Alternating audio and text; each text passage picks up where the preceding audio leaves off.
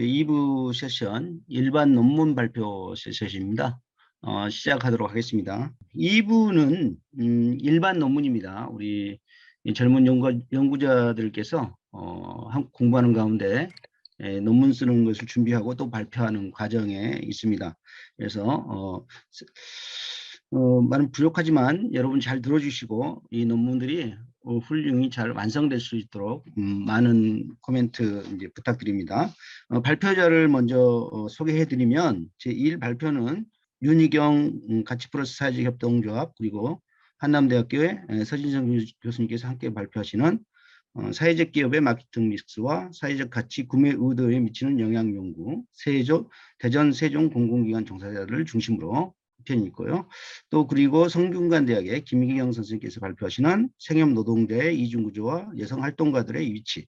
그리고 세 번째 논문은 성공회대 박양길 선생님과 우리 성공회대 이상민 교수님께서 발표하시는 사회적 기업가 정신과 협력적 네트워크 지향성이 사회적 경제 조직의 성과에 미치는 영향에 관한 탐색적 연구, 이렇게 세 편이 준비되어 있습니다.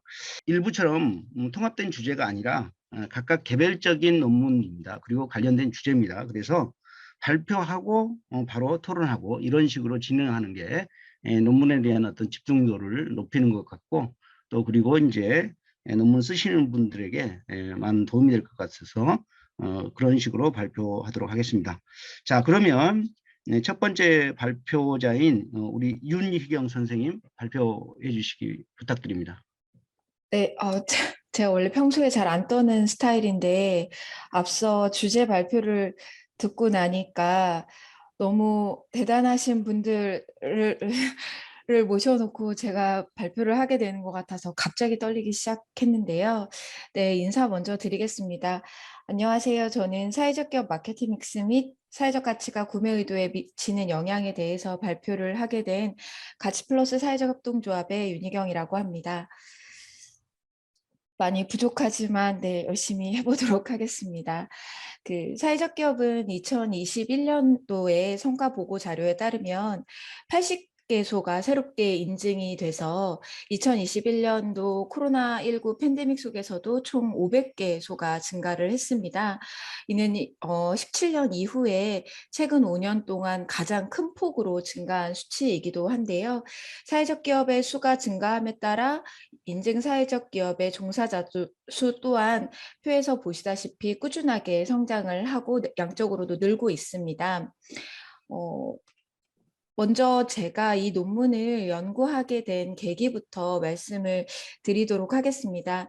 저는 2010년부터 마을 기업을 공동으로 창립한 것을 시작으로 사회적 경제 기업을 함께 운영하고 해오다가 2020년 9월에 현재 일하고 있는 가치플러스 사회적 협동조합이라는 곳으로 이직을 하게 되었는데요. 저희 법인은 사회적 경제 기업의 공공 판로 확대를 위한 판로 지원 기관이고요. 그러면서 저희 법인을 설립하기 위해서 대전의 공공기관과 지역 대학, 그다음에 사회적 기업 중간 지원 조직 이렇게 3자가 협약을 해서 설립하게 된 법인입니다. 그렇게 자연스럽게 사회적 경제 기업들의 공공시장 진출에 대한 갈망이라든지 갈증이라든지 이런 것들을 이렇게 현장에서 받게 되었고요. 또 마찬가지로 공공기관들의 사회적 경제 기업 물품이나 서비스 수요에 대해서 접할 수가 있었습니다. 그래서 사회적 기업들의 공공시장을 진출함에 있어서 좀 우리 기업들이 어떤 것들이 필요하고 어떤 것들을 갖추고 있어야 되고 공공기관 종사자들의 구매 의도에 어떤 게 영향을 미치는지에 대해서 마케팅 믹스 요인에서 찾아보기로 했고요. 그래 두 번째 연구 목적은 사회적 기업에서 창출하는 사회적 가치가 공공기관 종사자들의 구매 의도에 영향을 미치는지 어떤 영향을 미치는지에 대해서 알아보고자 본 연구를 시작하게 되었습니다.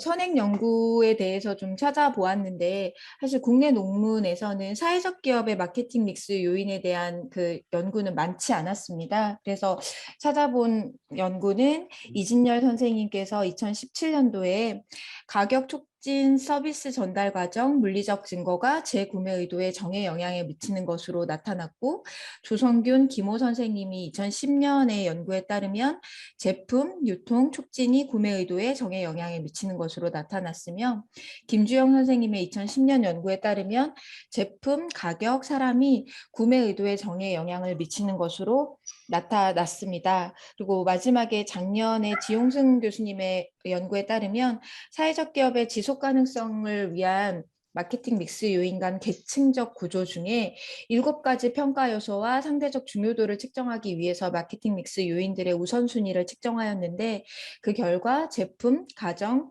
과정, 판매 촉진 순으로 나타났습니다. 그래서 이러한 선행 연구를 바탕으로 해서 가설을 설정해 보았는데요. 일단은 사회적 기업의 마케팅 믹스가 구매 의도에 정의 영향을 미칠 것이다라는 대전제 아래, 큰 가설 아래 제품 요인은 구매 의도에 정의 영향을 미칠 것이다라는 가설과 가격 요인은 구매 의도에 정의 영향을 미칠 것이다. 그다음 세 번째는 유통 및 판매 촉진은 구매 의도에 정의 영향을 미칠 것이다라고 세어보았습니다. 그 유통과 판매 촉진은 마케팅 믹스 그 포피 중에 이렇게 각각 다른 요인들로 되어 있는데, 요인 분석을 해봤더니 유통 및 판매 촉진이 계속 같은 요인으로 묶여서 이렇게 가설을 설정을 해보았습니다. 그다음에 두 번째 가설인데요. 두 번째 가설을 말씀드리기에 앞서서 선행 연구를 말씀드리면, 이영재 류선호 선생님께서 2012년 연구에 따르면 사회적 기업에 대한 긍정적인 태도를 보일수록 제품의 구매 의도가 높아진다라고 하였습니다. 그리고 2020년 9월에 홍익표 의원 등 12명이 발의한 공공기관의 사회적 가치 실현에 관한 기본 법안의 내용들에 비춰봤을 때, 공공부문의 사회적 가치 실현에 관한 기본적인 사항을 정해서 기관이 정책을 시행하는 과정에서 사회적 가치를 적극적으로 반영함으로써 우리 사회의 공동체적 가치가 회복되고 후회 협력과 상생이 실현될 수 있도록 하는 것을 목적으로 해서 기관의 장들은 기본 계획에 따라서 연도별 시행 계획을 수립 시행하고 해당 기관의 사회적 가치 실현 성과에 관한 자체 평가를 매년 실시해야 된다라고 되어 있습니다. 그래서 바탕으로 이런 연구 및 법안을 바탕으로 해서 두 번째 가설을 설정해 보았는데요. 사회적 기업의 사회적 가치는 그러면 구매 의도에 정의 영향을 미칠 것이다라는 가설 아래에 연구 모형을 다음과 같이 좀 만들어 보았습니다. 연구 방법은 일단은 제가 이제 대전에 거주를 하고 있고 저희 법인은 세종에 있어서요. 대전센터와 세종센터가 있어서 대전 세종에 있는 공공기관 종사자 204명을 대상으로 해서 연구를 시작을 했고요. 그다음에 설문지는 마케팅 믹스와 구매 의도에 대한 논문을 좀 찾아보고 조작적 정의를 시행한 다음에 설문지를 제작을 했고, 약 20명의 대상으로 파일럿 테스트를 거쳐서 설문지를 수정한 후에 최종 설문지를 제작하게 되었습니다. 데이터 수집 방법은 사전에 작성된 설문지를 제가 공공기관 종사자 한 분에게 전달을 해서 기관 종사자들에게 직접 배포한 뒤에 나중에 수거를 하게 됐고요. 또 총 회수한 설문지가 204부가 있었는데 누락치가 있거나 좀 불성실한 자료를 제거한 후에 사용 가능한 설문지 198부를 분석 자료로 사용하게 되었습니다. 표본의 인구 통계학적 특성을 보면 일단 여성이 102명, 남성 96명으로 여성이 좀 많았고요. 나이 연령대를 보면 20대가 22명, 30대가 72명, 40대가 80명, 50대가 24명으로 40대가 가장 많았습니다. 공공기관의 유형을 살펴보면 국가기관이 2곳, 지방자치단체 5곳, 공기업 4곳, 준정부기관 5곳, 기타 공공기관 2곳으로 총 18개 공공기관이 함께 해주셨고요. 구매 담당자, 이 설문에 응답을 해주신 분들의 구매 담당을 한 근무 경험이 있는 분은 82명, 경험이 없는 분은 116명으로 나타났습니다. 먼저 공공기관 종사자들의 대상으로 마케팅 믹스와 사회적 가치 구매 의도에 대한 탐색적 요인 분석을 실시를 했는데요. 탐색적 요인 분석에서는 특정 변수들 간의 그 연관성을 분석하기 위해서 주성분 분석을 실시하였고, 각 요인의 적재값을 단순화하고 요인 특성을 명확하게 밝히기 위해서 베리맥스 회전을 적용하였고요. 고유값은 1.0 요인만을 추출해서 추출하였습니다. 요인 분석한 다음에 사회적 기업의 마케팅 믹스와 사회적 가치 그리고 구매 의도 간의 인과관계를 살펴보기 위해서 회귀 분석을 실시를 했는데요. 일단은 잠시만요. 회귀 분석하기 전에 상관관계 결과 먼저 보시면은 지금 보시는 표에서 보시면 사회적 기업 마케팅 믹스 포피 중에 제품 가격 유통 및 판매 유통 및 판매 촉진 그리고 사회적 가치까지 모두 상관관계가 있는 것으로 나타났습니다. 그리고 그 회귀 분석을 보시면 회귀 분석을 하기에 앞서서 성별과 구매 담당자 경험하고 그다음에 기관 유형은 더미 변수 처리해서 돌렸기 때문에 그거 참고해서 봐주시면 좋을 것 같고요. 일단 그 분석 결과는 회귀 모형 F 값이 23.793으로 회귀 모형이 적합하다고 할 수 있고 R제곱 값은 58.3%로 설명력을 나타내고 있습니다.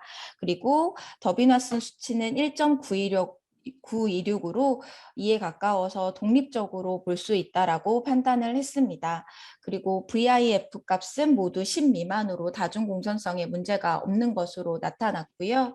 다음 그림에서 보시면 다중회귀 분석 출력 결과를 캡처해서 놓았는데요.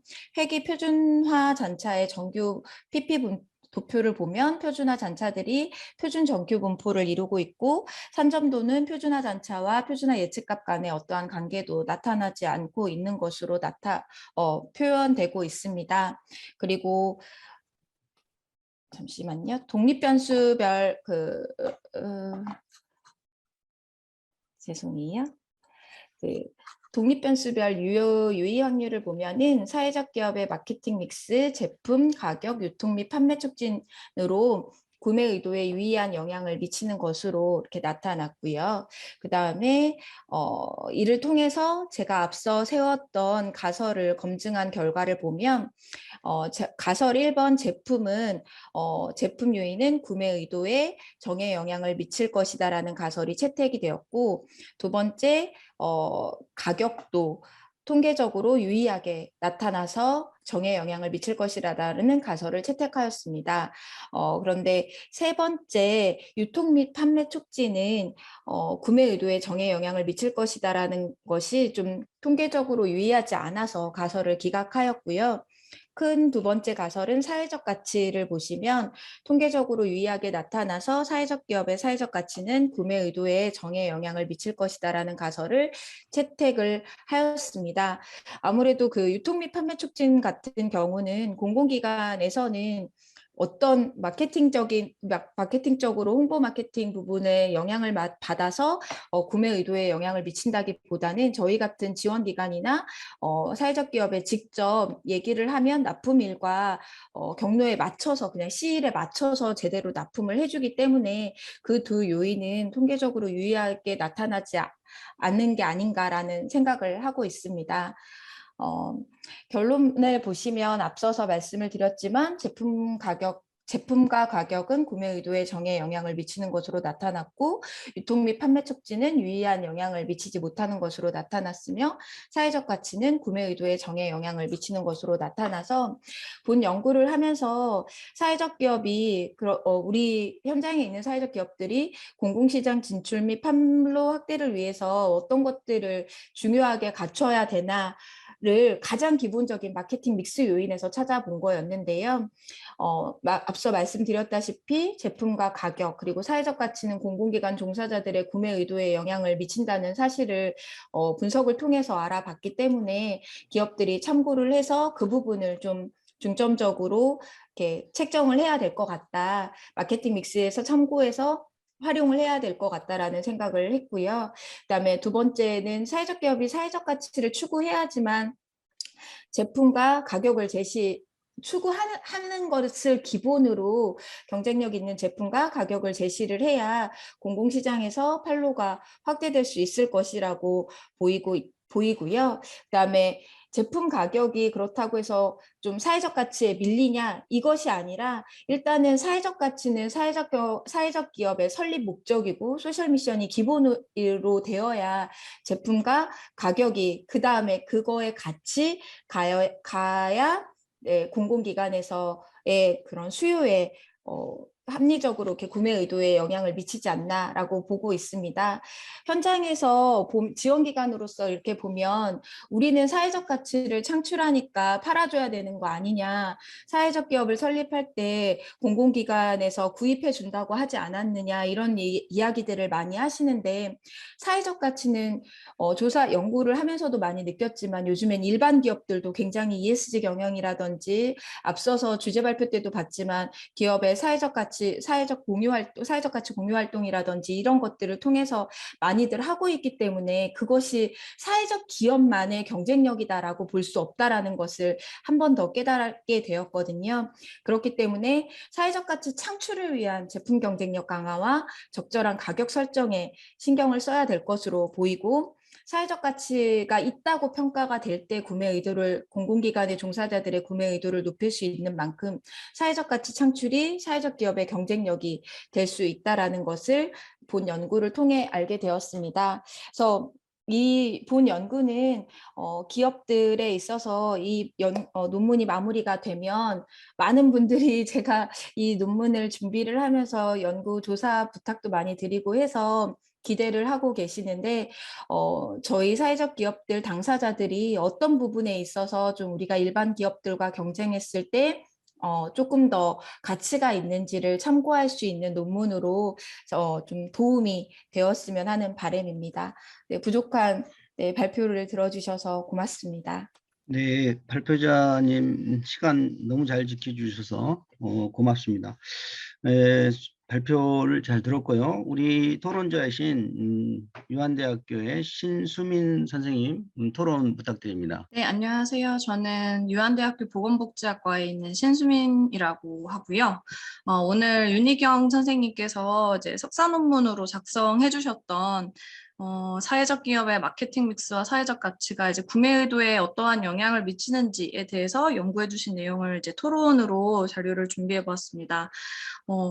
아무래도 이제 요즘에 저도 이제 학술지에 대한 리뷰라든지 아니면 논문을 쓰시는 분들의 이런 심사를 들어갈 때 조금 이제 토론에 대한 성격보다는 어떻게 보면 조금 이 논문에 좀 더 마무리를 짓는 과정에서 보완을 해주시면 좋을 포인트들을 좀 몇 가지 좀 말씀을 드리고 싶어요. 그래서 연구와 관련된 인사이트, 그다음에 연구 방법, 그다음에 연구 결과에서 작성해 주셨던 내용 중에서 제가 좀 읽으면서 질문이 드는 부분들을 좀 말씀을 드리려고 합니다. 일단 첫 번째는 마케팅 4P 믹스와 관련돼서 이제 사회적 가치와 이 마케팅 4P 믹스가 같이 공공구매라고 하는 그 구매 의도에 어떠한 영향력을 보려고 하셨는지 그 관계성을 보는 논문이 저도 좀 여러 가지 어떤 선행 연구가 있는지 좀 찾아봤더니 뭐 사회적 기업에 대한 태도라든지 혹은 그 기업이 하고 있는 사회적 책임 활동 또는 그 사회적 기업이 가지고 있는 사회적 가치에 대한 브랜딩 이미지가 뭐 구매 의도에 미치는 이런 영향력을 본 논문들이 있었습니다만 보니까 2012년, 13년, 15년 한 요 정도 약간 최근 5년 정도 안에는 또 이런 논문을 본 추세는 없는 것 같더라고요. 그래서 사회적 경제 안에서 이렇게 마케팅 4P 믹스와 사회적 가치 두 가지의 변수를 가지고 공공구매를 보셨다라는 점에서는 재미있게 읽을 수 있었던 것 같고요. 그래서 다만 이제 제가 5가지의 인사이트를 준비를 했는데 이제 어떻게 보면 두 번째 내용에서는 품질, 그러니까 결과에 나왔었던 내용 중에 이제 선생님께서 유의하다라고 보여주셨던 부분들 중에 품질이랑 이제 가격에 대한 어떤 합리성 같은 부분, 그다음에 이제 사회적 가치라고 했었던 독립 변수 중에서는 총 3가지가 유의하게 떴었던 것 같아요. 그래서 그런 부분이 이제 공공구매라고 하는 시장의 판로 개척을 위해서는 정말 뭐 앞으로 사회적 기업들이 공공구매를 생각하는 B2G를 생각하는 기업들이라고 한다면 그들의 어떠한 품질에 대한 퀄리티적인 부분이라든지 가격을 사회적 가치에 대한 그 목적과 기업의 어떤 밸류는 계속 유지한 채 품질과 가격 2가지 종아리 토끼를 다 잡아야 된다라는 점에서는 좋은 인사이트를 주신 것 같다라는 생각이 들었는데요. 이제 다만 이제 그 설문조사에 활용하셨던 그 사회적 가치라고 하는 그 척도가 물론 이제 선생님께서 마케팅 4P에서도 보시면 사실 이 4P를 4가지를 각각의 독립 변수로 쓰시지 않고 유통이랑 그 촉진 프로모션 같은 경우는 2가지 요인 분석을 하셔서 묶어주셨잖아요. 그렇게 하신 것처럼 이 사회적 가치라고 하는 그 척도는 혹시 지금 논문에서 주셨던 내용으로는 제가 지금 별표 밑에 써드린 그 내용으로 참고하셨다고 적어주시긴 했습니다만 요 척도가 과연 어느 정도의 타당성을 가지고 있는 건지, 그다음에 저 논문에서 작성된 것이 뭐 타당도에 대한 어떤 연구가 진행된 바가 있는지 이런 부분을 조금 보완해 주시면 좋을 것 같다라는 생각을 했고요. 그다음에 3번째로는 결과 부분인데요. 지금 제가 박스친 네모가 성별까지 확대가 되어가지고 좀 그런데 저 지금 유의하게 나오지 않은 5가지, 그러니까 공공기관의 성격을 독립 변수로 넣어주셨어요. 그런데 사실 저 변수들 같은 경우에는 범주형 변수라고 볼 수 있는데 저 변수들을 다 더미 처리를 하셔서 이제 준 정부기관에 비해 나머지 대비 저 기관이 좀 더 의미가 있었던 건지, 이런 변수의 처리는 어떻게 하셨는지가 조금 궁금했고요. 그다음에 그 설문지 구성에 있어서도 제가 너무 이거를 선생님의 논문을 너무 다 처음부터 끝까지 너무 이렇게 다 읽은 게 아닌가 싶긴 한데요. 사회적 기업의 이미지 척도도 사실은 보니까 설문지 구성에 넣어주셨더라고요. 그런데 요 변수는 결과상에서 보고는 하지 않으셨던데 혹시 저 변수를 가지고 나중에 추후에 어떤 후속 연구를 하실 것인지, 아니면 저 변수는 의미가 좀 이 변수들을 넣는 과정에서 오히려 그 모델의 영향력에 별로 좋은 의미를 갖지 않아서 빼신 것인지 좀 그런 것도 좀 궁금했고요. 마지막으로는 이제 저희 지금 윤희경 선생님께서 작성해 주신 요 논문이 양적인 설문조사로서 이제 대전과 세종 지역의 사회적 기업들을 대상으로 공공기관의 구매 의도를 봐주셨는데, 사실 저 같은 경우도 여기 계시는 이제 다른 박사님하고 같이 서울 지역의 대상으로 질적 연구를 수행했더니 양적인 서베이에서는 또 나오지 않은 또 유의미한 부분들이 재미있게 도출이 되었어요. 그래서 나중에 혹시 가능하시다면 또 이번에 많은 기관들을 컨택하시면서 정말 많이 애를 쓰셨을 것 같은데 논문 작성하시는 과정에서 공공기관의 담당자들이 혹시 바라보는 그 측면에서는 어떠한지, 혹은 우수한 어떤 성과를 내고 있는 사회적 기업이 있다면, 공공구매 B2G 시장에서 그런 기업이 있다면 그 기업들이 가지고 있는 어떤 강점이라든지 혹은 그 기업들이 가지고 있는 어떠한 역량은 무엇인지에 대해서도 이런 양적인, 그냥 지금은 4P믹스에서 나오는 의미들만 찾아주셨다면 뭐 제품의 퀄리티에서 좋은 성과를 내고 있는, 혹은 가격의 적정성 측면에서 좋은 성과를 내고 있는, 혹은 사회적 가치에 대한 밸류에 있어서 정말 그 기업에 가지고 있는 가치가 매우 두드러지는 기관들이 있다면 선생님의 양적 결과에서 의미 있게 나온 기업들을 중심으로 질적인 인터뷰를 수행해 보시는 그런 후속 연구를 하셔도 참 재미있을 것 같다라는 생각을 하게 되었습니다. 제가 준비한 토론은 이상이고요. 혹시 만약에 여기에 대한 답변이 필요하시다라고 하시면 선생님께서 다시 좀 피드백을 주셔도 좋을 것 같습니다. 우리 신승민 교수님께서 5가지 인사이트를 주셨습니다. 용어의 정의라든지 변수 선정이라든지 처리 방법, 통계적 처리 방법, 그리고 인터뷰 과정에서 여러 가지 좋은 내용들을 좀 첨가했으면 좋겠다 이렇게 말씀하셨고요.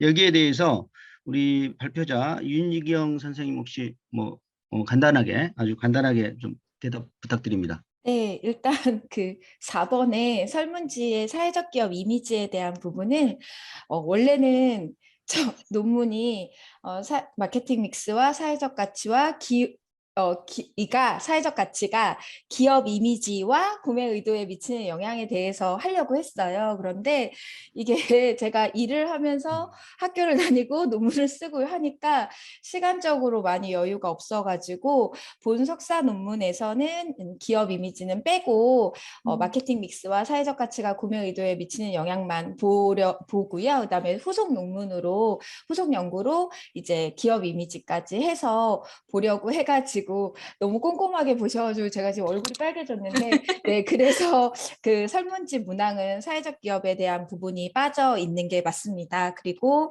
그다음에 5번째 그 제안해 주신 연구에 대해서는 저도 굉장히 흥미롭기도 하고 또 저희 지도 교수님이신 서진성 교수님도 그런 말씀을 또 많이 하셔가지고 만약에 기회가 되고 제가 능력이 된다면 네, 그런 연구는 반드시 하고 싶다. 특히 질적 연구에 대한 부분은 교수님께서도 많이 말씀을 해주셔가지고 네, 제가 만약에 정말 능력이 가능하면 능력이 되면 꼭 해보고 싶습니다.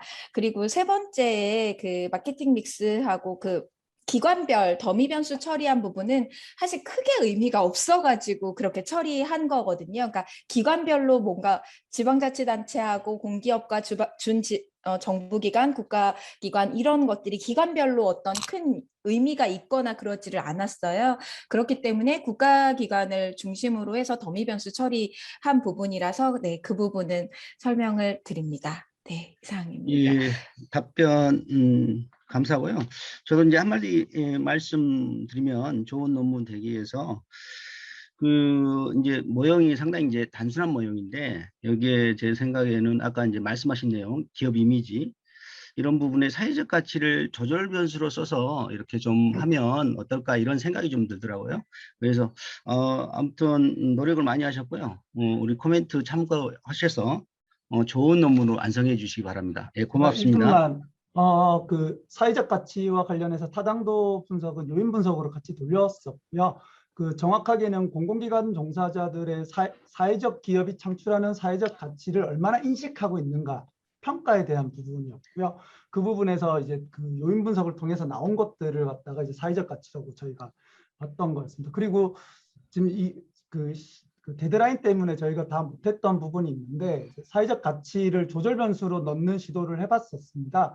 해봤었을 때 그러니까 완전한 그 뒤에 나왔을 때 완전히 이제 표본이 정리가 되기 전에 이제 그 전에 시도로서 해봤었는데 시도했을 때는 어떤 제품하고 가격에는 조절 변수 효과가 없는데 유통 및 그러니까 유통하고 판매 촉진 효과의 사회적 가치가 조절 변수 효과가 양의 방향으로 있었어요. 그러니까 사회적 가치가 크다라고 느끼면은 유통과 판매 촉진에서도 뭔가 유의하게 올라가는 것들이 좀 보이기는 했었습니다. 예, 나머지는 다음에 또 논문으로 잘 나올 때까지 잘 준비해서 제출하도록 하겠습니다. 감사합니다. 네, 예, 고맙습니다. 이 토론회의 목적을 진정으로 달성하는 것 같습니다. 예, 여러 가지 좋은 코멘트 고맙고요. 다음 그 2번째 발표입니다. A상업 노동의 이중구조와 여성 활동가의 이치. 발표는 우리 성균관대학의 김희경 선생님이 해주시고요. 토론자는 연세대학교의 이경미 선생님이 해주시게 되어 있습니다. 발표자 김희경 선생님 발표 준비해 주시기 바랍니다. 그 A생협이라는 조직의 어떤 노동의 이중구조와 여성 활동가의 위치 발표를 맡은 김희경이라고 합니다. 네, 제 연구의 목적은 A생협의 그 여성 활동가의 역할과 위치를 노동구조 속에서 살펴보는 것입니다.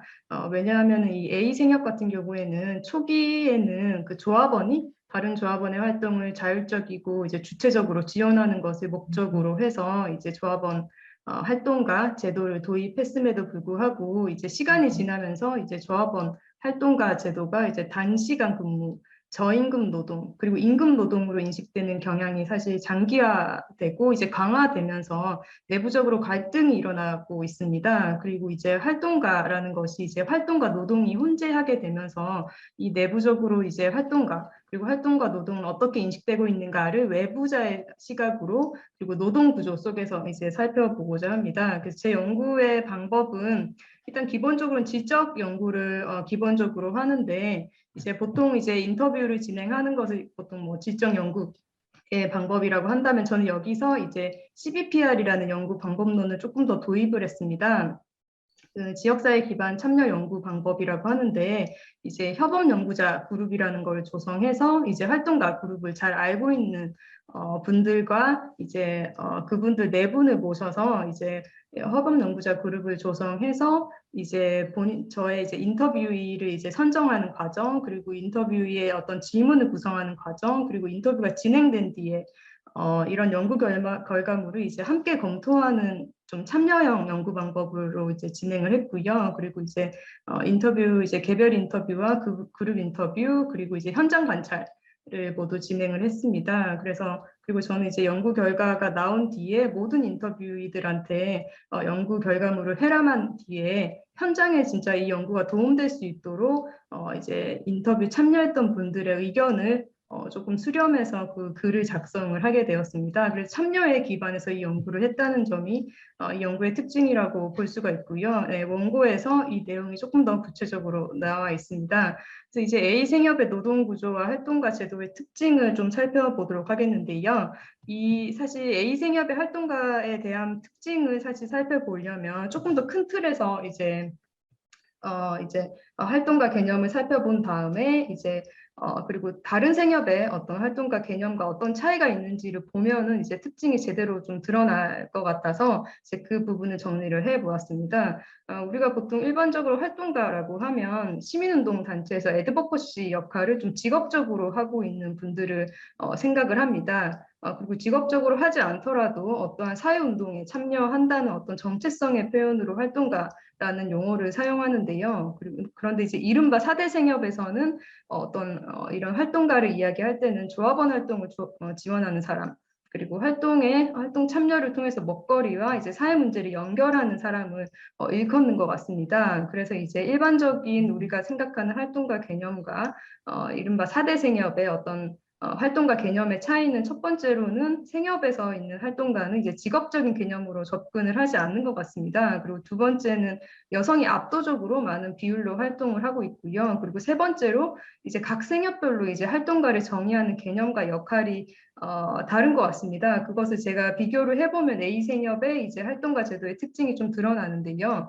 제가 이제 생협의 주요한 활동이죠. 매장과 이제 조직 활동, 이것에 어떠한 사람들이 담당하고 있는가 비교를 했을 때 매장 책임, 물품 발주 같은 역할이 상당히 중요한데 이제 다른 생협 같은 경우에는 주로 직원이나 뭐 점장 이런 분들 주로 이제 직원들이 그 역할을 담당합니다. 하지만 A 생협 같은 경우에서는 이제 매장 팀장, 매장에서 일하는 분들 그리고 물품 발주를 하는 역할까지 이제 모두가 활동가가 담당을 하고 있고요. 그리고 조합원 상담 업무 CS 업무라고 하는데 이 CS 업무도 다른 조직에서는 직원들이 담당하고 있지만 A 생협에서는 이것도 활동가가 담당을 하고 있습니다. 그리고 이제 조합원들의 어떤 조직 활동에 지원하는 것에서도 사실 조합원의 역할을 하는 것이기 때문에 이것을 임노동 개념으로 대부분의 생협에서는 보지 않고 있는데 A 생협에서만 좀 독특하게 이제 조합원 활동과 조합원 노동을 좀 분리해서 이제 임금 노동을 받는 이제 활동가 제도를 운영하고 있습니다.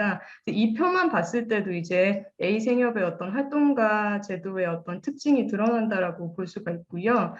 그리고 거의 좀 1,400명의 이제 활동가 분들이 A 생협에서 일을 하고 있는데 조금 복잡합니다. 매장에서 일하는 분들 그리고 조직을 촉진하는 활동가가 있고요. 그리고 이제 실무자와 함께 팀을 이뤄서 근무하는 사무국 활동가가 있습니다. 그리고 앞서서 얘기했던 CS 업무를 담당하는 주무상담 활동가가 있고요. 그리고 이제 별도 법인들을 만들게 됩니다. 조직이 커지게 되면은 생협 외에도 여러 가지 조직을 만들기 때문에 이 별도 법인을 준비하는 어떤 실무자나 아니면 이런 활동가들도 이제 활동가 그룹으로 묶이게 되는 이런 좀 복잡한 좀 구조로 지금 구성이 되어 가고 있습니다. 그래서 A 생협의 노동 구조를 간단하게 살펴보면 2021년 상반기 기준으로 해서 이 A 생협에서 일하는 사람들은 한 2,500명 정도인데 그 중에 이제 활동가가 1,400명 정도로 이제 포진이 되어 있습니다. 그래서 이제 두 개의 문이 있다라고 저는 표현을 했습니다. 일단 A 생협에서 일을 할 때 실무자로 입사하는 것과 활동가로 입사하는 것, 이 두 가지의 문이 따로 배치가 되어 있고 따로 진행되고 있는 것을 볼 수가 있고요. 그러면 이제 A 생협에서는 활동가를 어떻게 정의하고 있는가를 봤을 때 A 생협에서 정의하는 활동가는 이제 조합원의 정서와 생활 경험을 가장 잘 아는 사람들이 조합원과 대면하는 사업과 활동 영역에서 이제 역할을 하는 것이 바람직하다라는 인식으로 조합원 노동, 조합원 자원 활동, 실무자 노동을 분리해서 운영을 하고 있습니다. 그래서 여기서 말하는 조합원 노동은 이제 임금 노동으로 가는 것을 상당히 경계하고 이제 실무자 노동과 비교를 하지 않았으면 좋겠다고 하는 그런 뉘앙스를 계속 보이고 있습니다. 사실 그것의 어떤 기초에는 어떤 역사적인 맥락이 있는데요. 이제 활동가 제도가 이제 도입되는 초기 과정에서 이제 임금을 좀 받더라도 이제 좀 열성적으로 자원활동에 참여하고 이제 어떤 노동 시간과 구애받지 않고 이제 활동에 적극적으로 참여했었던 초기 활동가 모델이 있었기 때문에 이들의 상이 좀 공고하게 이제 있어서 지금의 활동가들에게도 이러한 역할을 조금 많이 강조를 하는 것 같습니다. 하지만 조직이 좀 커지고 그리고 역할이 세분화가 되면서 사실 이제 활동도 아니고 노동도 아닌 조금 되게 복잡한 성격의 노동이라는 것들도 이제 활동가들이 인식을 하게 되면서 조금 다양한 의견들이 나와 있고 좀 의견을 조율하는 과정에 있습니다. 그래서 이제 제가 A 생협의 노동의 어떤 구조를 보면은 이중 구조로 저는 구성되어 있다라고 생각합니다. 이제 두 개의 문이 있다라고 제가 말씀을 드렸는데요. 실무자와 활동가 두 개의 그룹이 사실 명확하게 사실 구분이 됩니다. 이제 뭐 노동 형태나 뭐 노동 시간 어떤 임금 체계, 직급 체계, 관리 감독 이런 것들만 봤을 때 실무자는 사실 일반적으로 말하는 그냥 정규직 직원 같은 방식이라고 보면 되고요. 그런데 활동가의 어떤 그런 구체적인 내용을 살펴보면은 사실 정규직이긴 하지만 무기계약직의 성격이 저는 상당히 강하다고 생각을 하고 있습니다. 네, 그렇기 때문에 노사협의회 구성을 할 때도 실무자 노사협의회와 활동가 노사협의회가 따로 분리되어서 사실 운영을 하고 있고 이 두 직군 간의 이동도 사실상 사실 잘 안 되고 있는 상황이기 때문에 A 생협의 어떤 노동 구조의 특징은 이중 구조로 이제 구성이 되어 있다라고 네, 정리를 하였습니다. 그러면 이제 내부에 있는 분들은 어떻게 이것을 인식하는가로 봤을 때 사실 초기에는 이 노동 자체를, 이 활동 자체를 노동으로 인식을 하지 않았던 것 같습니다. 이분들의 어떤 활동 동기에 대한 부분은 조금 제가 요약해서 설명을 드리면은 이 활동가분들은 이 업무를 일로 생각하지 않았고 일을 한다는 것에 의미를 뒀고 그리고 결혼과 육아로 인한 경력 공백을 해소하기 위한 하나의 일종의 방법으로서 이 역할을 수행했던 것으로 보입니다. 그래서 이제 사회로 재진입하는 그리고 이제 조직의 구성원으로서 인정을 받는 그리고 이제 이 생협의 가치에 대한 동의 이런 것 때문에 활동을 시작을 했습니다. 그래서 초기에는 사실 초기나 아니면은 활동을 이제 시작한 지 얼마 안 되신 분들까지 포함하면은 상당히 사실 우호적으로 동맹 관계가 사실 결성이 되어 있습니다. 활동가분들은 앞에서 얘기한 것처럼 가정과 일의 양립과 사회로 재진입 그리고 수입 그리고 생협의 활동 참여라는 사실 어떤 이점이 있고요. 조직은 이제 조합원들이 이제 조합에 참여를 하면서 협동조합적 운영을 할 수 있는 부분과 그리고 활동비에 대한 부분이 사실 운영비에 대한 절약도 있다고 저는 생각을 합니다. 이렇게 두 개의 어떤 그룹이 결합을 하면서 그 A 조직이 갖고 있는 세계관도 사실 확장이 될 수 있고요. 그리고 이제 3, 4인 중산층의 어떤 틀을 사실 유지할 수 있는 토대도 저는 마련을 했다고 생각합니다. 그래서 활동가와 A 생협이 어떤 계약 관계를 넘어서 서로의 필요와 욕구에 의해서 이제 활동가들은 낮은 급여에도 기꺼이 일을 하고 A 생협에서는 활동가들의 업무가 미숙해도 기꺼이 채용해서 교육과 급여를 제공하는 우호적 관계가 형성이 되었습니다. 그런데 이 관계는 사실 계속 균열이 일어났던 것 같습니다. 이게 가시적으로 보였던 게 저는 2017년, 2018년에 이제 최저시급 인상이 되면서 좀 가시적으로 드러났다라고 보고요. 그리고 좀 알 수 있는 게 활동가 수가 이제 줄어드는 것을 볼 수가 있습니다. 그리고 이제 2017년 이후 외에도 사실 지속적으로 활동가의 어떤 활동가와 이제 A 생협의 우호적 동맹은 지속적으로 균열이 되는데 그 핵심적인 것은 A 생협에서 이 활동가의 어떤 활동 자체를 임금 노동으로 규정하는 것을 주저하고, 하지만 활동가들은 이제 임금 노동으로 좀 주장하는 그룹의 어떤 목소리도 나오고 있었기 때문에 조금 복잡한 상태에서 이야기가 진행이 되었다고 생각합니다. 이걸 조금 더 이제 직무별로 살펴보면은 그 문제가 상당히 조금 더 복잡합니다. 이제 이 최저시급의 문제와 결부를 했을 때 이제 조직의 상황을 어떻게 이제 급여에 대한 부분을 일방적으로 통보받는 어떤 지역 생협의 어떤 매장 활동가 같은 경우에는 우리들의 존재가 이 조직에 어떤 의미를 갖는가에 대한 어떤 본질적인 사실 질문을 하게 되었다라고 이야기를 하고요. 그리고 이제 당당하게 활동을 하고 싶은데 내가 이 조직에서 정규직인지 활동가인지 아르바이트인지 도대체 모르겠다. 조직에서는 나의 존재를 인정을 하고 있는가? 나의 존재는 무엇인가라고 하는 그런 이야기들이 사실 반복적으로 하고 있는 것으로 보이고 있습니다. 그리고 매장의 어떤 매장 매출이 올라가면은 뭐 승진이나 어떠한 뭐 많은 인센티브가 부여되지 않더라도 상당히 매출에 이제 활동가들이 좀 압박을 많이 받고 있는 모습도 보였습니다. 그리고 이제 주문 상담 활동가로 들어가면은 이분들은 본인들 업무 자체가 이게 활동가의 업무인가? 활동가의 역할이 맞는가라는 사실 직군에 대한 재고가 필요하다는 이야기를 또 하셨습니다. 그리고 사무국에서 이제 실무자분들과 함께 일하는 분들은 본인들은 활동가이기 때문에 팀장을 할 수 없다. 이제 이곳에 이중 체계가 고착화되어 있다라고 하면서 조금 많이 위축되어 있는 모습도 보였고요. 이제 별정직이나 별도법인 실무자도 마찬가지의 이야기들을 언급을 하였습니다. 그래서 이제 일을 좀 오래 하면 오래 할수록 이제 활동가 분들은 이 일이 노동인가, 이 일이 활동인가, 이제 이직할 때 이제 경력 인정이 안 되는 그런 일을 겪으면서 이제 이 활동은 도대체 무엇인가, 내가 10년 이상 일을 해도 사회에 나가서 아무런 경력으로 인정받지 못하는데 이 일은 도대체 무엇인가라고 하는 사실 많은 고민에 사실 빠져 있는 것 같습니다. 근데 여기서 저는 가장 중요한 것은 사실 젠더와 이제 주체 설정이 어긋나 있다는 것인 것 같습니다. 그래서 이 부분이 좀 핵심적인 것 같은데요. 이제 활동가 분들은 남편이라는 얘기를 조직에서 좀 듣는다고 합니다.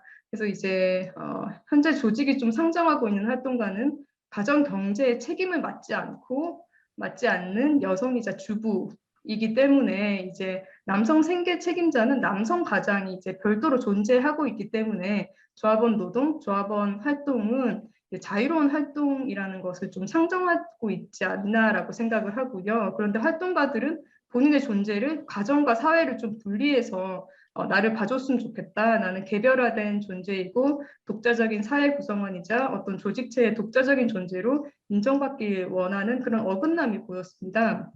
그래서 이런 말들이 많이 사실 공통적으로 계속 등장을 했고요.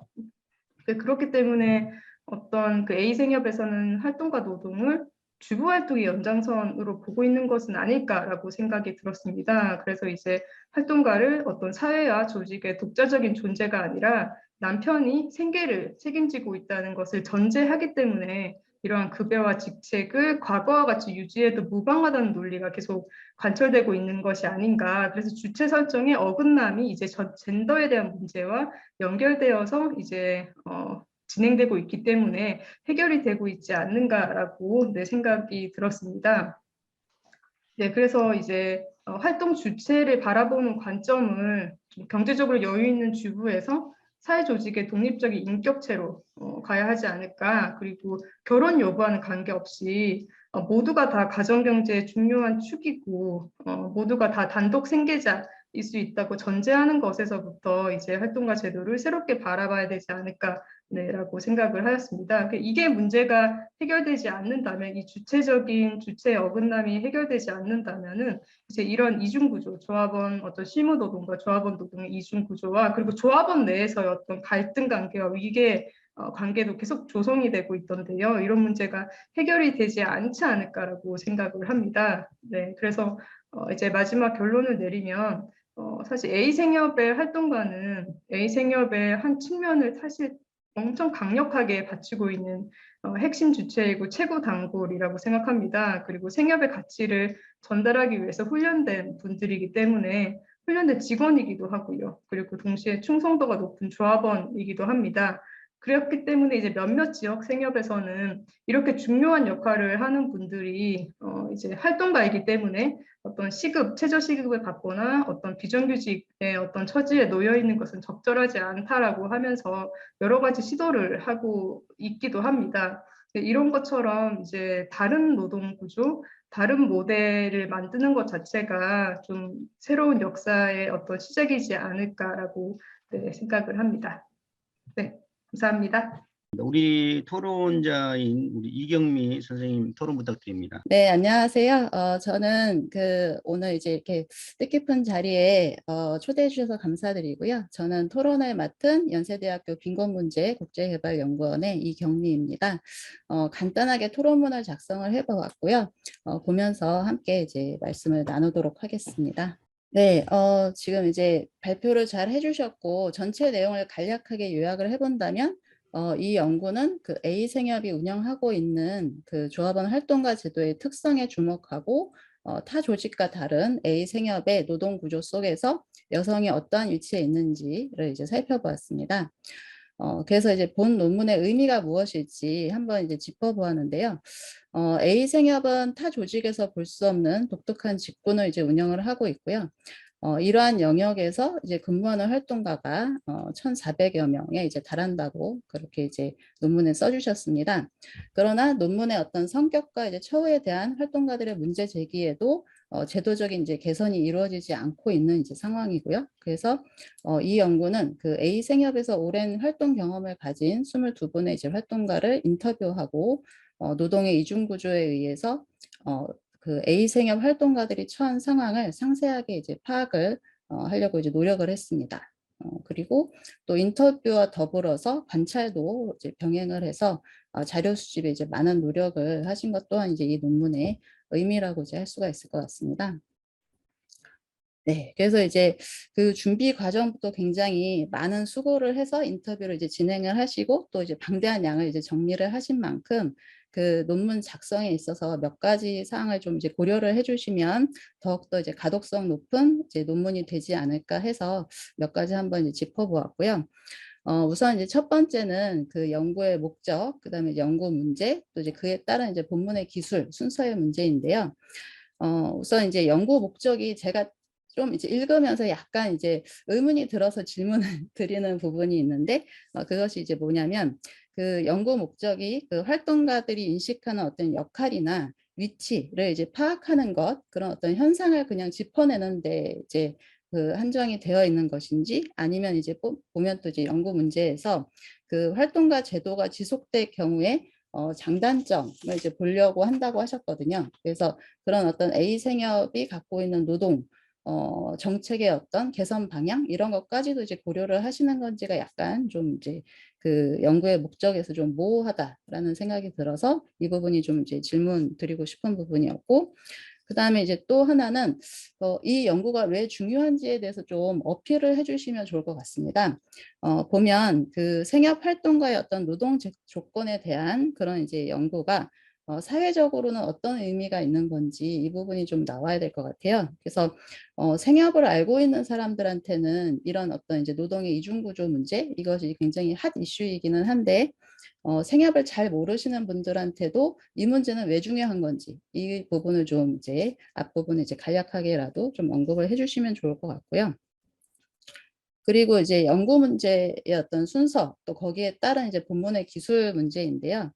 그러니까 연구 이제 문제의 순서가 이렇거든요. 첫 번째는 직무별 활동가의 역할과 고충, 노동에 대한 이제 인식에 대해서 이제 쭉 그 연구 문제를 첫 번째 연구 문제로 밝혀주셨고, 그다음에 이제 두 번째가 A 생협 노동 구조의 이제 특징이 무엇이고 제도가 어떻게 해서 지속하게 됐는지 이제 그 배경에 대해서 이제 또 이렇게 두 번째 연구 문제로 제시를 해주셨고, 그 다음에 그 조합원 활동가 제도가 지속될 경우 장단점이 무엇인지 이게 이제 세 번째 연구 문제인데 이렇게 이제 순서가 되다 보니까 그 이제 나중에 약간 이제 본문에서 조금 그 누락이 되거나 아니면 좀 이렇게 분명치 않게 넘어가는 부분이 생기는데 그게 뭐냐면 그러니까 조직에서 조합원 활동가의 상을 이미 이제 정해 놓았단 말이죠. 그래서 뭐 비숙련 가정주부가 이제 하는 역할인데 여가 시간을 이용해서 아이들이 있지만 그래도 이제 한 10시부터 4시 정도까지 할 수 있는 역할인 거죠.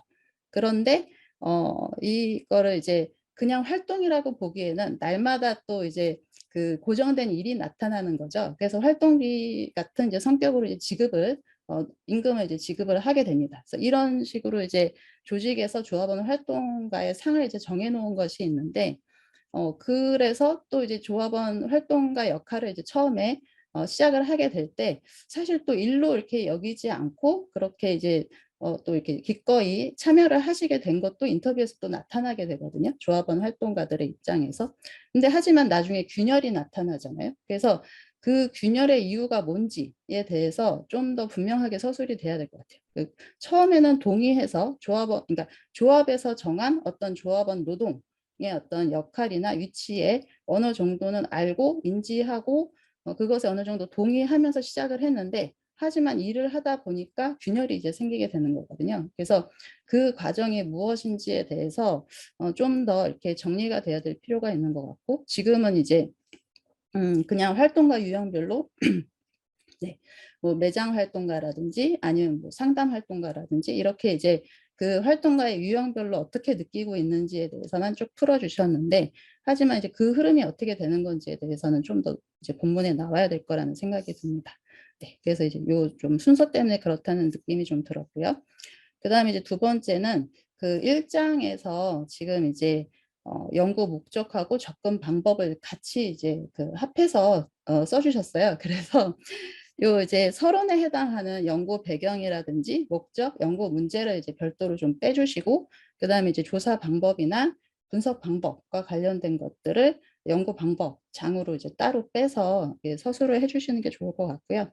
뭐 그렇게 해서 이제 아까 보면 그 지역사회 기반 참여 연구라고 이제 그 연구 방법을 밝혀주셨는데, 그러니까 이 그 수행하신 그 분석 방법은 질적 연구를 해주셨기 때문에 질적 연구에서 어떤 분석 방법을 사용하셨는지, 그다음에 표직은 왜 그렇게 했는지 이런 부분들을 좀 더 그 근거를 좀 밝혀주시는 게 필요하고. 근데 이제 앞부분에 보면 협업 연구자 그룹을 이제 그 구성한 거에 대해서 굉장히 자세하게 써주셨는데 이 부분은 그렇게 많이 써주시지 않아도 괜찮지 않을까라는 이제 생각이 좀 들었습니다. 그리고 보면 이제 인터뷰에서 이제 지금 다 지문이 나와 있는 거는 활동가분들 지문만 나와 있거든요. 그래서 보면 이제 실무 책임자분들도 인터뷰를 하셨어요. 두 분을 이제 하셨는데 그분들은 어떤 이제 인식을 드러내셨는지 이 부분도 조금 나타나면 좋을 것 같고, 그리고 이제 관찰을 통해서 알게 된 게 뭔지는 사실 이제 논문에서는 좀 저는 알 수는 없었고요. 그리고 이거는 이제 사소한 문제기는 하지만 보면 이제 그 조사 참여자를 표기를 하시면서 이니셜로 표기를 하셨어요. 근데 사실 이게 이분들이 조합에서 되게 오래 일을 하신 분들이기 때문에 이니셜만 보고 대충 알 수 있어요. 누군지, 어느 직군에서 어느 정도 위치에 계신 분들인지 이거를 이니셜만 보고 누가 응답했는지 알 수 있거든요. 그래서 이렇게 표기하는 것보다는 참여자 1, 2, 3 이런 식으로 네, 표시를 해주시는 게 훨씬 더 낫지 않을까 하는 생각이 듭니다. 네, 그래서 네, 저의 토론은 여기까지 하고 마치도록 하겠습니다. 네, 감사합니다. 네, 우리 이경민 선생님 아주 조사 방법에 대해서 논문의 구체적인 내용까지 아주 자세하게 리뷰를 해주셨습니다. 우리 논문 완성도를 높이는데 아주 중요한 참고가 될 것 같고요. 저도 덧붙여서 아주 기술적인 사항인데요. 여기 보면 그 5페이지 여기 보면 인터뷰 참여자 명단이 쭉 나와 있어요. 구분에 아까 방금 말씀하신 이름의 이니셜이에요. 이게 처음에 저희가 이니셜 써가지고 이게 무슨 구분인지 설명이 없어서 그거 좀 주기를 달아줘야 될 것 같고요. 또 하나는 이 활동가에 대한 그 제도의 어떤 그 변청 과정이라든지 이런 그런 내용도 해주면 써주면은 활동가에 대한 이해가 좀 넓어지지 않을까 이렇게 생각됩니다. 그리고 관련해서 우리 발표자님 간단하게 답변 있으시면 해주시기 바랍니다. 예. 네, 선생님 이경미 선생님, 네, 토론 감사합니다. 선생님, 네, 코멘트 받고, 네, 많이 수정을 하면은, 네, 좋을 것 같습니다. 네, 감사합니다. 그리고 좀 사소한 부분은 그 활동가분들 이니셜, 그 인터뷰 참여하신 분들 이니셜은 이름 이니셜이 아니고요. 제가 조금 어떤 지역이나 이런 것들, 뭐 직이나 이런 거를 조합해서 저만 사실 알 수 있게 만든 사실 이니셜이기 때문에 개인정보에 대해서는 저도 네, 좀 약간 조심하고 있는 부분이 있기 때문에 네, 그 부분은 걱정을 하지 않으셔도 네, 괜찮다라고 네, 생각이 듭니다. 네, 그리고 말씀하신 대로 뭐 연구 목적에 대한 부분이라든지 이 연구가 왜 필요한지 이제 생협뿐만이 아니라 협동조합 내부뿐만이 아니라 사실 이런 한국 사회의 어떤 노동 구조 그리고 이제 중년 여성들의 어떤 비정규 노동 이러한 부분까지 사실 짚으려고 했는데 아직 제가 깜냥이 안 돼가지고 네, 그 부분까지는 네, 어떤 필요성에서 이제 강조를 하지 못했는데 네, 이제 용기를 좀 얻어서 네, 그 부분을 네, 어떤 왜 중요한지 이제 협동조합을 넘어서서 이 사회적으로도 왜 이 부분이 중요한지에 대해서 좀 더 명확하게 네, 밝히도록 하겠습니다. 그리고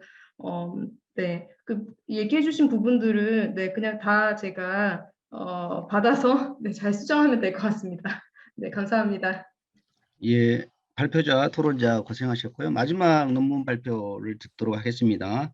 우리 성공회대 박완규 선생님, 사회적 기업과 정신과 협력적 네트워크 지향성이 사회적 경제 조직의 성과에 미치는 영향에 관한 탐색적 연구. 제목이 아주 깁니다. 뭐지? 어떻게 해야 되죠? 발표해 주시기 바랍니다. 예. 안녕하세요. 저는 성공회대 협동조합 경영학과 석사과정에 재학 중인 박완규라고 합니다. 이렇게 발표 기회를 주셔서 감사합니다. 본격적인 발표에 앞서서 이 논문을 제출하고 나서 약간의 수정 보완이 있었습니다. 그래서 그 수정 보완 내용을 먼저 좀 말씀을 드리면 본 연구의 핵심 개념인 협력적 네트워크 지향성을 당초에는 좀 전략적 제휴의 대용 변수로 좀 생각을 했었습니다만은 이것보다는 오히려 협력에 대한 종합적이고 포괄적인 개념으로 그렇게 좀 파악하고 수정을 했습니다. 두 번째는 연구 모형에서 통제 변수를 좀 포함을 해가지고 추가해서 분석을 했고요. 오늘 토론해 주실 김지정 선생님의 토론 내용까지 보완해가지고 앞으로 또 계속 연구하도록 하겠습니다.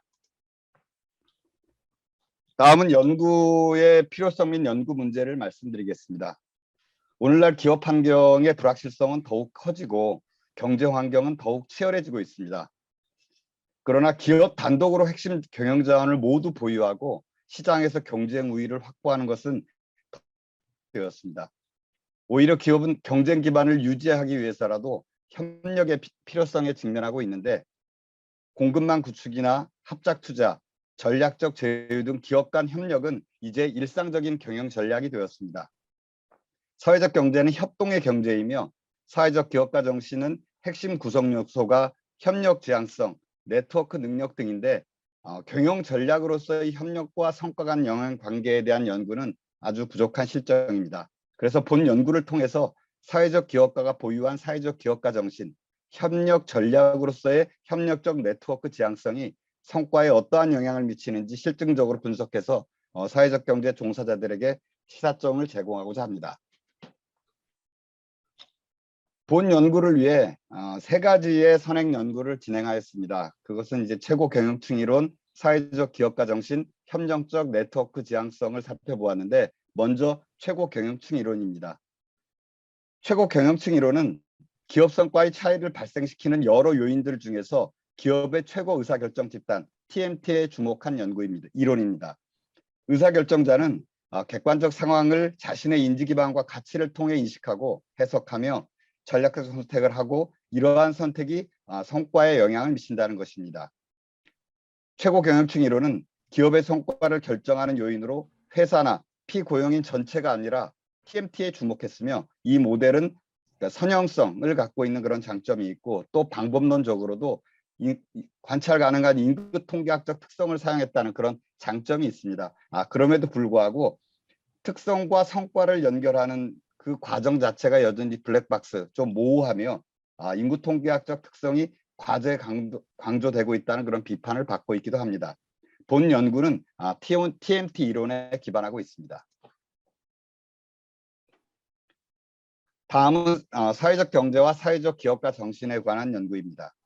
본 연구에서 사회적 경제 조직이나 사회적 기업가 정신에 대해서는 많은 선행 연구가들의 정의를 한번 살펴보았고, 사회적 경제 조직으로는 한국 사회적기업진흥원의 조직 형태별 정의에 따라서 본 연구에서는 사회적 기업, 협동조합, 자활기업, 마을기업으로 정의하였습니다.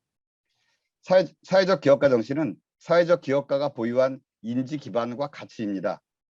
본 연구에서는 사회적 기업가 정신의 구성 요소로 크라우스 외의 혁신성, 유형 감수성, 진취성, 사회적 가치 추구를 사용하였습니다. 그동안 사회적 기업가 정신과 성과에 대한 지금까지 연구는 대체로 긍정적인 영향을 직접 미치거나 또는 사회적 자본이나 네트워크 등을 통한 영향을 매개 혹은 조절해서 영향을 미치는 것으로 분석하였는데, 본 연구에서 둘 사이에 영향을 미치는 전략의 측면을 한번 살펴봤다는 그런 특징이 있습니다.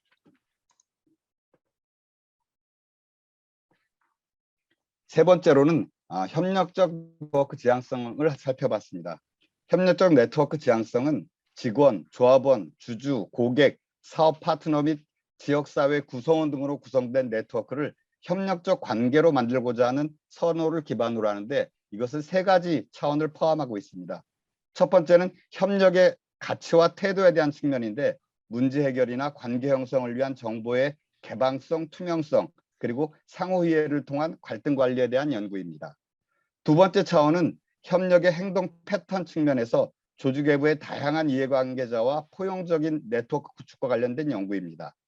셋째는 조직 측면에서 네트워크 팀으로서의 직원과의 분권적 관계 구축에 관한 연구입니다.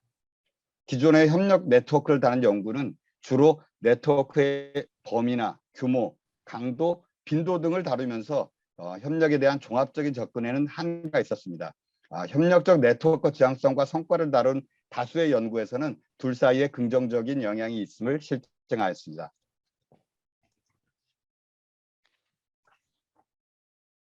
본 연구의 연구 모형과 가설은 조직의 성과는 최고 경영층의 특성을 통해 부분적으로 예측할 수 있다는 점, 그리고 사회적 기업가 정신은 사회적 경제 조직의 최고 경영층이 보유한 인지 기반과 가치라는 점, 그리고 협력적 네트워크 지향성은 협력의 가치, 태도, 행동 패턴 및 조직을 포함하는 종합적인 개념으로 협력 전략을 측정할 수 있는 유용한 분석 틀이라는 점을 감안하여서 그림과 같은 연구 모형을 설정하였습니다. 그리고 통제 변수로는 최고 경영층이 보유한 소셜 미디어 역량, 그리고 회사가 보유한 SNS 채널 수, 그리고 최고 경영층의 다양성, 최고 경영층의 규모, 그리고 조직의 연한을 5가지를 통제 변수로 사용하였습니다. 그래서 다음과 같은 가설을 도출하였습니다.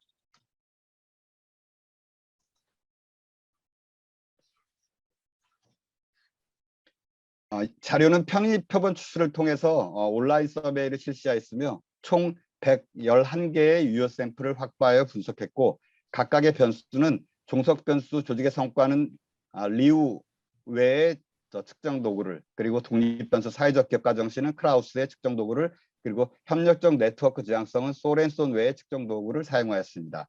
그리고 통제 변수로 소셜 미디어 역량은 장과 추의 연구에서 사용된 측정 변수, 그리고 SNS 채널 수는 대표적인 6개의 채널 사용 수를 측정했고, TMT 다양성은 장앤추가 사용한 측정 도구를, 그리고 TMT 규모는 이사회의 이사수, 그리고 활동 연한은 창립 이후 조직의 활동 연수로 측정을 했고, 분석 도구는 SPSS 26.0을 사용하였습니다.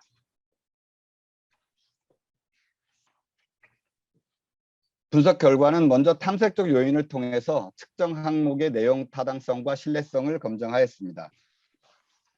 분석 결과 모두 내용 타당성과 신뢰성을 기준을 충족하는 것으로 나타났고, 그리고 이 연구에서 사용된 변수들 간의 상관관계를 검증한 결과 유의한 결과로 도출되었습니다. 가설을 검증하기 위해서 매개적 회귀 분석을 실시하였는데, 매개적 회귀 분석을 실시하기 위해서는 2단계, 독립변수와 매개변수, 그리고 독립변수, 종속변수의 유의성을 충족해야 매개변수 회귀 분석이 가능합니다. 그래서 매개변수 회귀 분석, 모든 변수를 투입해서 매개변수 회귀 분석을 시행한 결과 가설 1, 3, 4는 채택되고 가설 2는 기각되었습니다.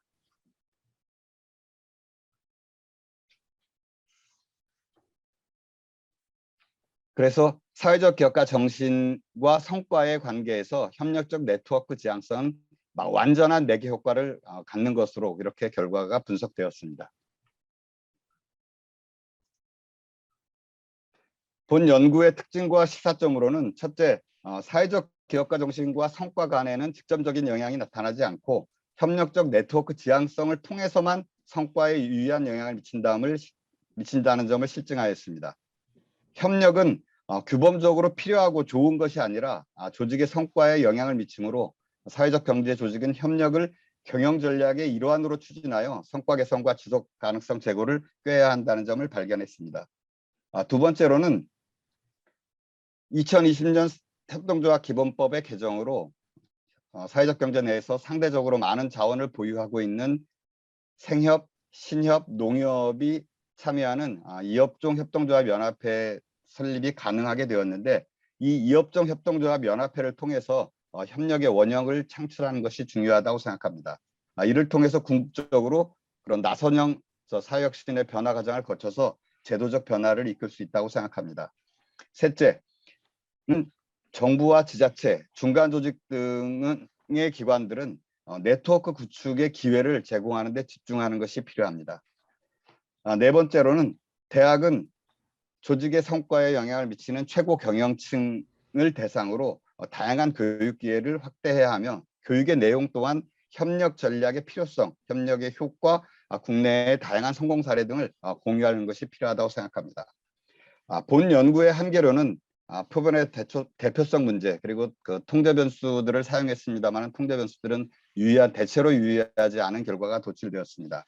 두 번째로는 본 연구에서 최고 경영층으로 사용한 이사회가 과연 경영에 대한 실질적인 책임과 권한을 공유하고 있는 최고 경영층의 본래의 의미와 부합하는지에 대한 좀 적절성 여부가 남아 있습니다. 그리고 마지막으로는 이 대부분이 인식에 관련된 문제이기 때문에 규범적으로 답변할 수 있는 가능성이 높은 그런 사회적 바람성 편향을 제대로 통제하지 않은 그런 한계들이 있었습니다.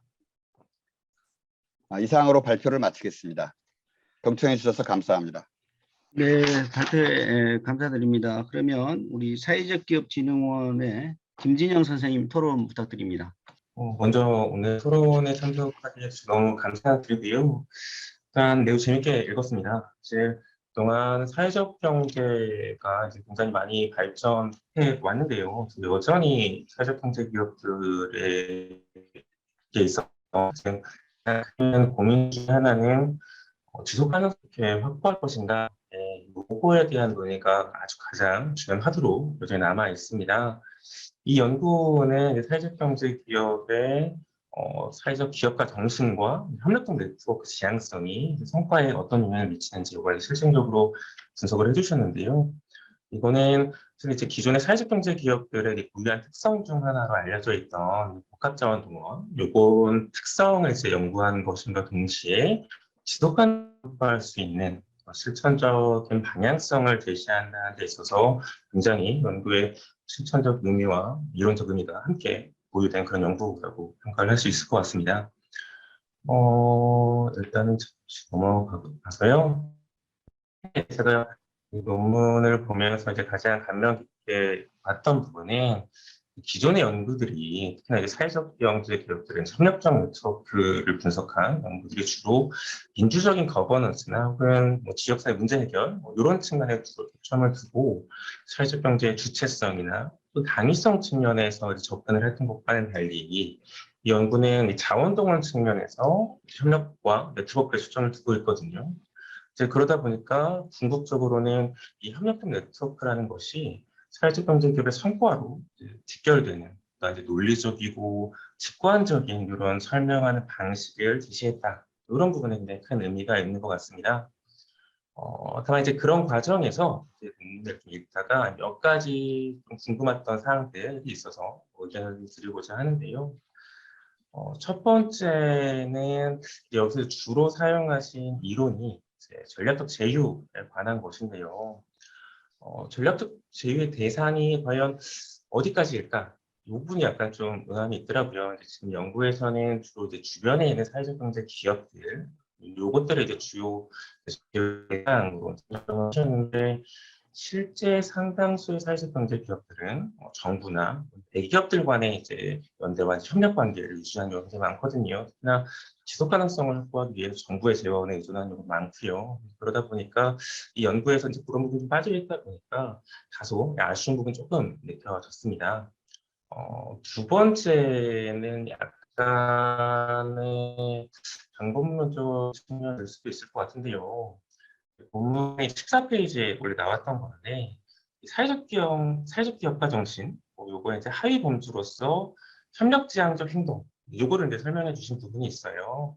그런데 실제 연구에서 이제 분석에서 사용하신 경우는 협력적 네트워크의 지향성이거든요. 그러니까 이게 협력적 네트워크 수준을 어떤 객관적인 지표로 측정한 것이라면 별 문제가 안 될 텐데, 이게 아무래도 지향성, 그러니까 관념적 개념상의 인식으로 측정됐기 때문에 실제로는 사회적 기업가 정신과의 하위 범주에 속할 수도 있지 않을까, 이런 생각이 좀 들었습니다. 그러니까 좀 사회적 기업가 정신하고 협력적 네트워크 지향성의 관계가 어떻게 가깝고 차이가 어떤 부분이 있는지 이 부분을 조금 부각시켜 주시면 조금 더 이해하는 데 도움이 되지 않을까 싶은 생각이 있습니다.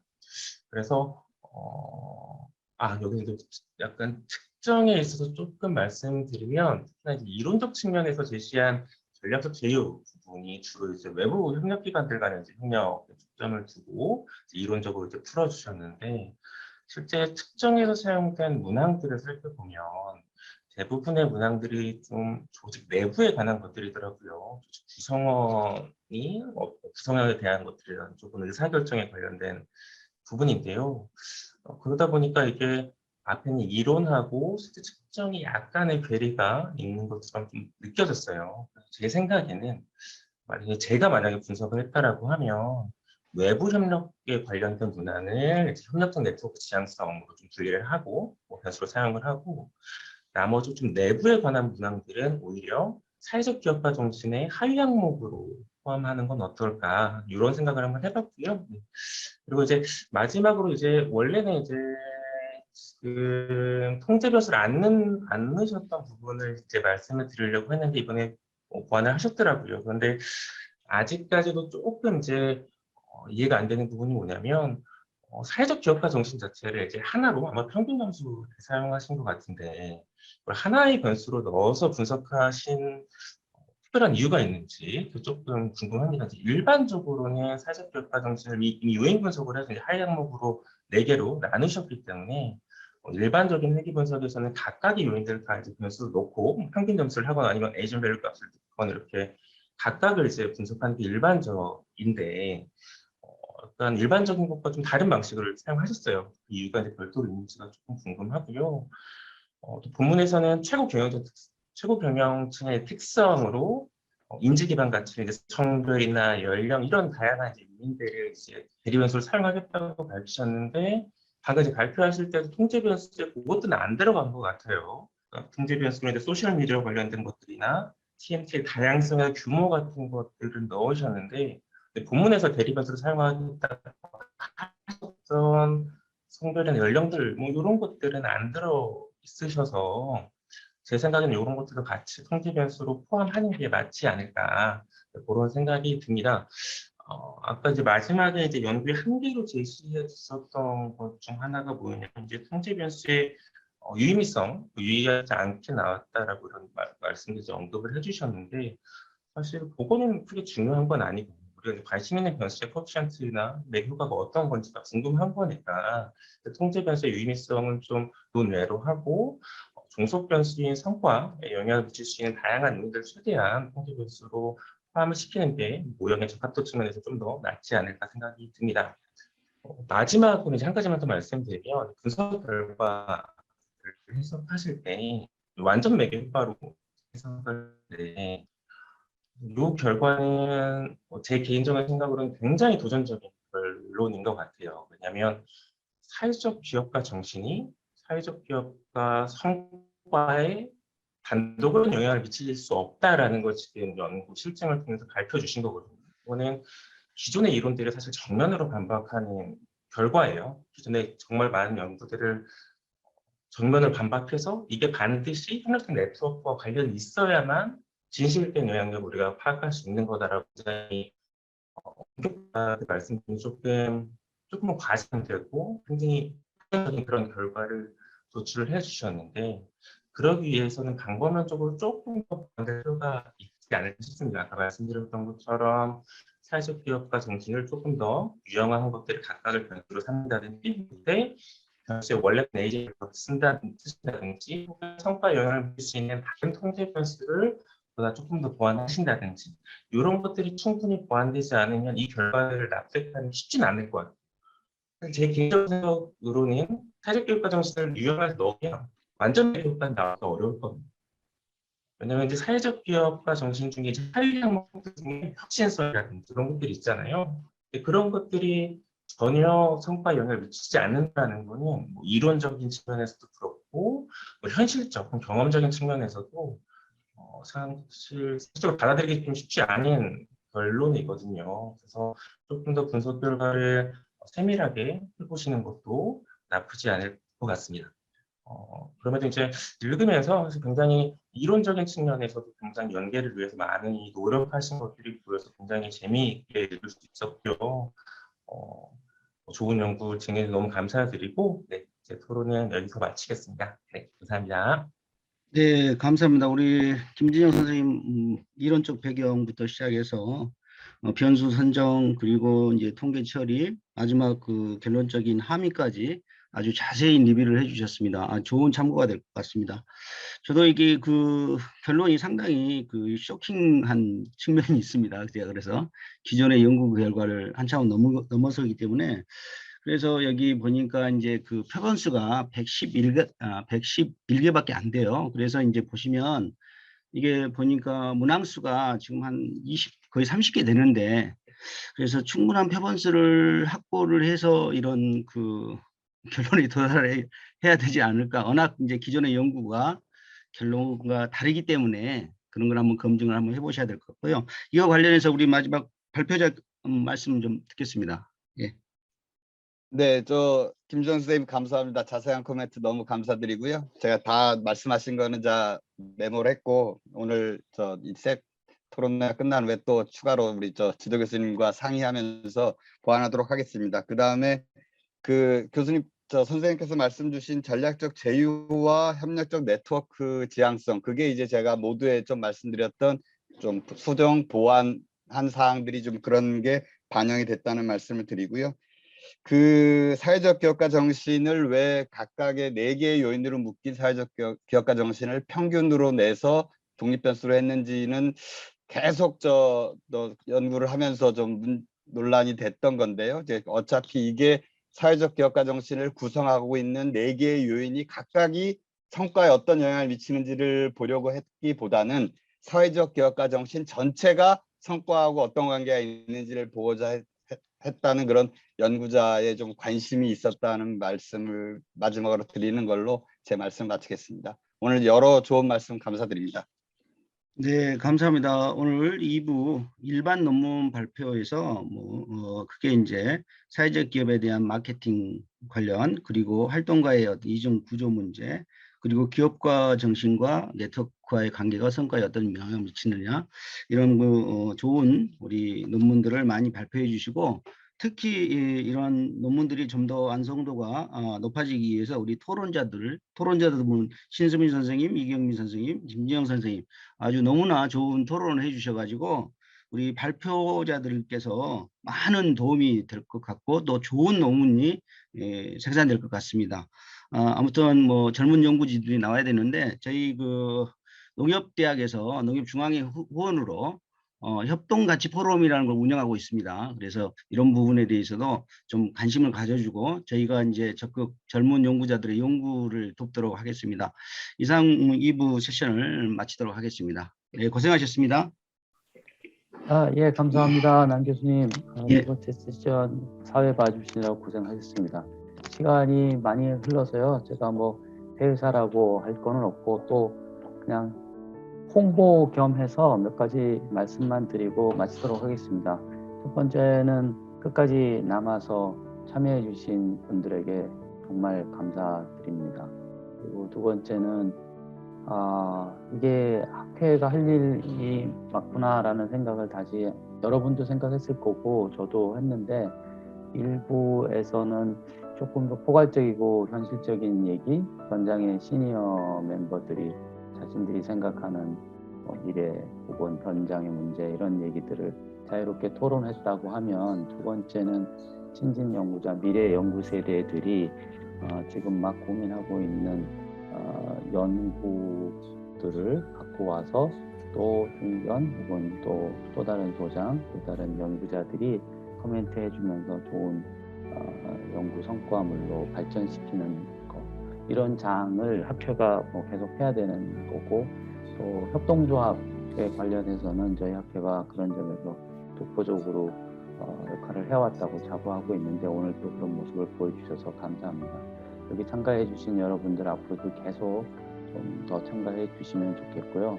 이제 마지막으로 우리 송딜 편집위원장님이 사실은 말씀하셔야 될 걸 제가 그냥 대신해서 말씀을 드리면은 오늘 저도 그렇고 송 교수님도 느낀 바가 여기 발표하셨던 분들 이 논문들을 좀 저희 학회지에 투고해 주신다면 정말 좋을 텐데 투고는 또 딴 데 하시는지 모르겠습니다. 그래서 발표도 좀 해주신 거를 그대로 좀 투고도 좀 저희 학회에 좀 해주시면 좋겠고 참고로 6월 5일까지로 투고 마감일을 연장했어요. 그러니까 이번 주말이 있으니까 오늘 완성도 높은 논문 발표해 주신 분도 사실 있었고 또 그렇지 않은 분도 있었지만은 조금 더 정리를 해서 투고를 해주시면 좋겠다라는 부탁의 말씀을 드리고 그거는 일부 때 발표하셨던 분들도 마찬가지입니다.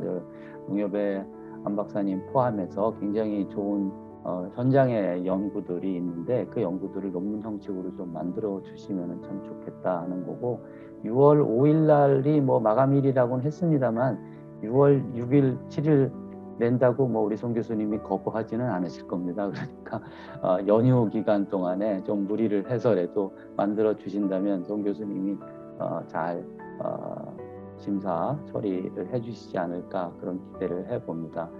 올해부터 저희 학회지가 3번에서 4번으로 이렇게 늘렸어요. 그래서 더 많은 투고를 좀 받아야 되고 기대도 하고 있고 그렇습니다.